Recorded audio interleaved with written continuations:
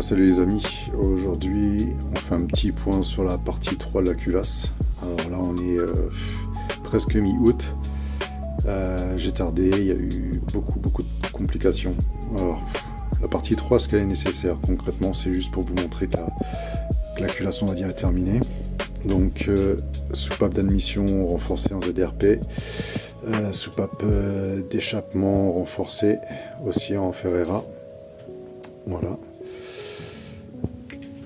Donc le rodage a été terminé, tout a été installé.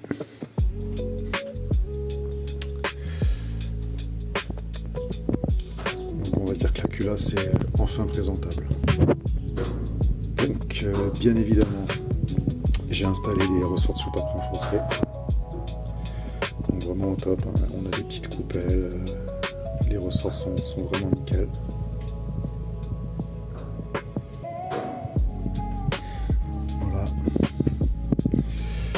J'ai supprimé les ports aussi, hein.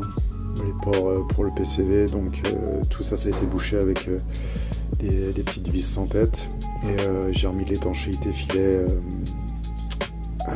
téflon liquide on va dire, pour rendre tout ça étanche. Il y a eu aussi une petite modification ici, puisque c'est une culasse neuve, donc à la base elle est bouchée.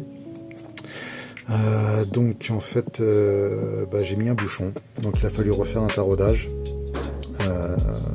Donc à la base on a un trou en 12 mm, donc pour pas repercer ou quoi que ce soit, j'ai percé j'ai taraudé en 14 par 200 et j'ai mis un bouchon donc en 14 par 200.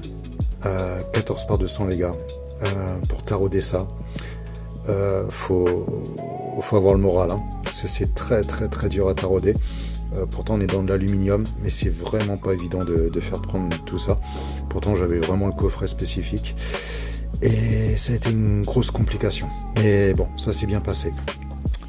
Donc techniquement, j'ai envie de vous dire, ma culasse est prête, hein. Bon, on va pas revenir sur les conduits, hein. Bon là, de toute façon on voit pas trop, mais tout a été préparé. Voilà, sur l'échappement aussi. Donc le projet va pouvoir reprendre de façon tranquille. Voilà, encore une fois, j'ai eu beaucoup de complications techniques, on va dire, conformité de pièces, des choses comme ça, qui m'ont fait prendre beaucoup de retard dans mon projet et qui m'ont coûté aussi très cher. Voilà, donc celle-là, elle va pouvoir être rangée. Et puis voilà, on va passer au reste. Donc normalement, prochaine étape, ça va être donc le gap,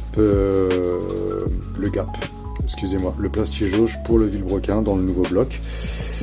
Et puis ensuite, on va commencer à remonter gentiment tout ça.